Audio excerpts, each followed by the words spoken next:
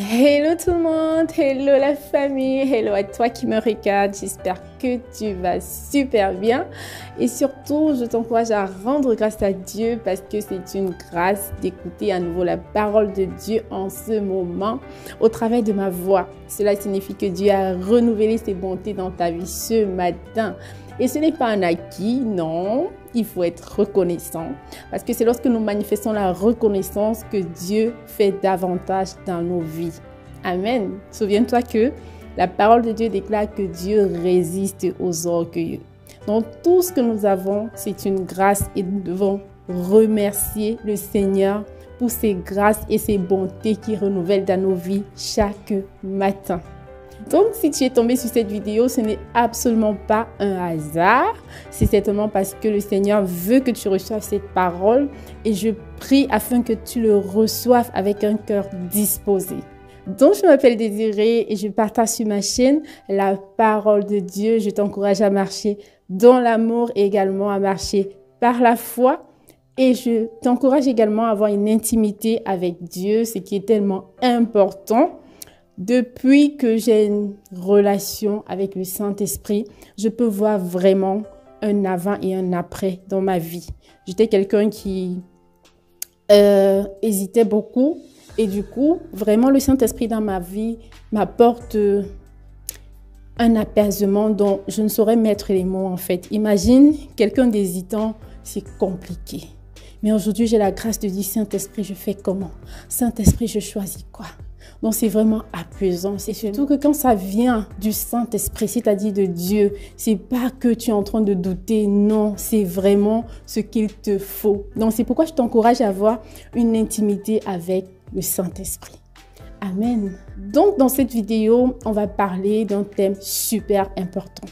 C'est un thème qui résume, on va dire, toute la Bible en fait, tu vois, de Genèse à Apocalypse, on va dire, de l'Ancien Testament au Nouveau Testament. Vraiment, c'est un thème qui résume la Bible parce que c'est ce que Dieu nous a prouvé depuis le commencement. Et on va parler de quoi? De l'amour. Sauf que nous parlons beaucoup d'amour aujourd'hui, mais le sens vrai de l'amour selon la parole de Dieu, selon ce que nous lisons dans les Écritures, n'est pas toujours ce que nous vivons dans notre quotidien. Et même moi qui te parle de cela, c'est juste seulement par la grâce de Dieu. C'est pas que j'ai la plénitude de la connaissance de cet amour, c'est que je suis en chemin. Mais je partage avec toi la grâce que Dieu m'a donnée en fait. Et pour qu'on aille ensemble dans ce chemin-là, et vraiment pour pouvoir voir la manifestation de la gloire de Dieu, de l'abondance qu'il a prévue pour toi et moi. Parce que la parole de Dieu dit en fait que pour arriver à la plénitude de Dieu, nous devons avoir la révélation de Dieu, c'est-à-dire de son amour, selon les 4 dimensions de l'amour. L'amour large, l'amour profond, l'amour élevé, l'amour étendu. Amen. Donc, je t'encourage vraiment dans cette vidéo à travailler surtout sur ton cœur, à investir dans la restauration de ton cœur. Parce qu'il y a des choses que Dieu ne peut pas encore te donner. Il y a des promesses que Dieu t'a faites qui ne sont pas encore accomplies parce que tu n'es pas encore prêt à le recevoir. Tu vois, c'est comme si on donnait les clés d'une voiture à un enfant de 6 ans. Un enfant de 6 ans n'est pas en capacité normalement de conduire une voiture. Tu vois? Donc, arriver à la plénitude de Dieu, c'est vraiment le chemin, c'est de manifester l'amour dans les 4 dimensions. Et cela demande vraiment du sacrifice. Parce qu'on ne peut pas parler d'amour sans parler de sacrifice. Souviens-toi que Dieu a tant aimé le monde qu'il a sacrifié son Fils unique pour toi et pour moi. Donc, quand on parle de sacrifice, c'est quelque chose qui fait mal. Oui, c'est quelque chose qui fait mal. Mais c'est un mal pour un bien. C'est quand on s'oublie pour penser aux autres, tu vois. Donc, on va parler aujourd'hui, par exemple, de l'amour large. Si peut-être tu es quelqu'un qui a l'habitude d'aimer une certaine catégorie de personnes, où tu te dis non, j'aime seulement mon père, j'aime seulement ma mère, j'aime seulement les personnes qui m'aiment, j'aime seulement les personnes qui ont une certaine couleur, j'aime seulement les personnes qui ont une catégorie de classe et tout, tu vois, tu es dans ton amour restreint là. c'est pas ce que Dieu nous demande de faire. L'amour lâche, c'est quand, tu vois, tu fais cet exemple-là. Par exemple, avant, tu aimais comme ça. Mais quand Dieu nous parle de l'amour lâche, c'est quand tu élargis l'espace de ta tente. Donc, tu as grandi chaque jour. En plus de ton père et de ta mère, tu mets plus de personnes, d'autres personnes, des personnes que tu te dis, non, ceux-là, non, non, non, non. Lui, je le vois tout le temps dans mes rêves. Il est toujours en train de me combattre. Non, non, non, non. Donc, en fait, l'amour lâche nous amène même à prier pour ceux qui nous persécutent, à aimer ceux-là qui ne nous aiment pas, à prier pour ceux même qui nous combattent jour et nuit. C'est là où l'amour lâche nous conduit. Donc, en fait, Dieu nous apprend au travers de ces épreuves que nous traversons, les difficultés que nous traversons, à manifester l'amour, à dépasser en fait le niveau où on dit non, j'aime seulement ceux-ci, ceux qui m'aiment, ceux qui prient pour moi. Le reste, vraiment, c'est à distance. Non. Élargis l'espace de ta tente et va au-delà. Il y a des choses que Dieu ne peut pas encore réaliser avec toi parce que tu n'as pas encore atteint l'amour lâche. Je précise bien pas encore parce que tu as la capacité d'arriver à cet amour lâche. Et c'est Dieu qui peut nous guider pour y arriver. Donc, cela revient à, comme je disais, prier pour ceux-mêmes qui nous combattent, pour ceux qui nous persécutent. Cela revient à te retrouver en train de porter le fardeau. C'est quand Dieu te rend conscient, en fait, de combien ces personnes dites méchantes, tu vois, et sont des personnes qui souffrent intérieurement. Ce sont des personnes qui n'ont pas encore traiter avec les blessures du passé. Ce sont des personnes qui ont une histoire qu'il faut prendre le temps de prendre compassion d'eux en fait.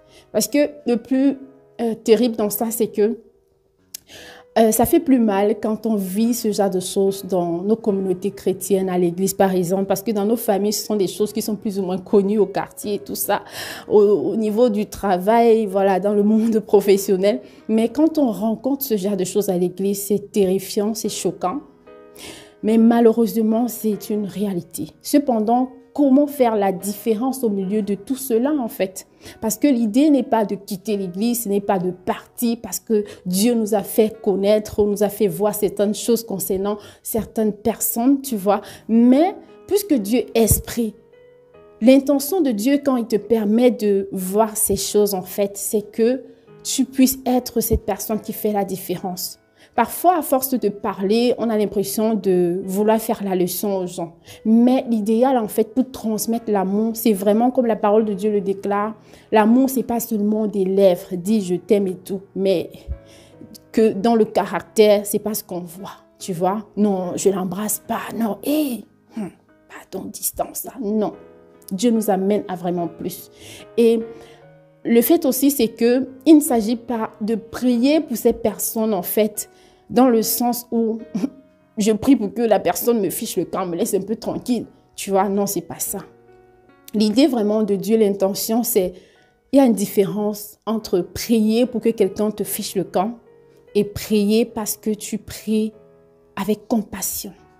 Quand tu pries avec compassion, ça veut dire que tu pries avec amour parce que tu veux vraiment que cette personne soit délivrée, soit libérée. C'est que tu portes vraiment son fardeau. Et c'est vraiment à ce moment qu'on arrive à l'amour lâche. C'est l'une des manifestations de l'amour lâche. Quand on ne prie plus seulement parce qu'on veut se débarrasser de ceux qui nous persécutent, mais parce qu'on porte ces douleurs qu'ils ont en eux. C'est comme si à l'instant, on portait le cœur de Dieu. Il y a des moments quand Dieu te fait sentir son cœur, ne serait-ce pour quelques minutes, c'est étonnant ce que tu peux ressentir en fait. C'est si profond. Tu es étonné, c'est là où tu te souviens de Jonas qui était vraiment troublé par l'amour de Dieu. Il était terrifié, il se disait, mais comment tu peux aimer ces gens qui passent le temps à faire du mal? C'est que Dieu, il n'aime pas comme toi et moi. Non, Dieu est différent. C'est-à-dire la façon dont il aime tout le monde. Puisqu'il dit, il a tant aimé le monde qu'il a donné sa vie pour le monde. C'est-à-dire, on doit aimer sans distinction, sans différence. Et c'est à ce niveau-là que Dieu veut nous amener, toi et moi. Donc, il y a des péchés avec lesquels tu es en train de lutter. Et qui ne t'ont pas encore lâché parce que tu n'as pas encore atteint la plénitude de cet amour-là, l'amour lâche. Parce que ce sont des choses quand on manifeste, il y a des difficultés, des épreuves, des péchés en fait qui nous lâchent comme ça parce qu'on atteint cet amour. C'est comme si la chair finissait, la chair mourait et que l'esprit prenait plus d'espace. C'est vraiment ce qui se passe en fait. L'amour, la manifestation de l'amour a un effet tellement puissant et c'est vraiment ce à quoi Dieu veut nous encourager à faire en fait, à investir même dans nos temps de prière, investir dans nos âmes afin que aussi nous serons plus atteints voilà, des choses qu'on voit, des malveillances des uns et des autres, mais d'investir dans notre âme de telle en sorte que peu importe comment les autres sont, que cela ne nous affecte plus, qu'on prenne ça et qu'on soit vraiment des intercesseurs à la place de critiquer et de juger. Vraiment, c'est d'aimer les gens, pas en fonction de leur comportement ou de la façon dont ils sont envers nous, mais en fonction de comment Dieu est avec nous, tu vois, la façon dont Dieu t'aime, c'est de cette façon qu'il voudrait que tu te reproduises également au milieu de ces personnes-là. Donc, c'est vraiment cela que le Seigneur a mis à cœur pour ce message d'aujourd'hui. Et je prie afin que cela ne tombe pas dans des oreilles oublieuses ou bien sur des cœurs de pierre, que le Seigneur t'aide vraiment à réécouter ce message et prends le temps d'investir dans ton âme, dans la restauration de ton âme et vraiment de prendre le temps de prier pour ceux qui te persécutent, de prier même si c'est difficile, demander la force à Dieu pour le faire. Tu verras la différence dans ta vie après avoir fait cela. Donc voilà, c'est ce que je voulais partager avec toi. Je crois que la vidéo t'a béni et je prie afin que tu la partage également pour faire du bien à d'autres personnes pour la gloire de Dieu. Surtout, ne laisse pas que le monde change ton sourire, mais que ton sourire change le monde. En toute situation, difficulté ou épreuve que tu traverses, dis-toi toujours que rien ne me séparera de l'amour de Dieu, parce que Dieu, il est fidèle. Et prendre chaque chose, chaque épreuve que tu traverses comme un cadeau pour te développer. Amen. Donc voilà, c'est sur ces mots que je vais terminer cette vidéo. Et je te souhaite beaucoup de bonheur. Prends soin de toi et Dieu veut que tu vives l'abondance dont il a promis dans sa parole. Le bonheur et la grâce t'accompagneront tous les jours de ta vie.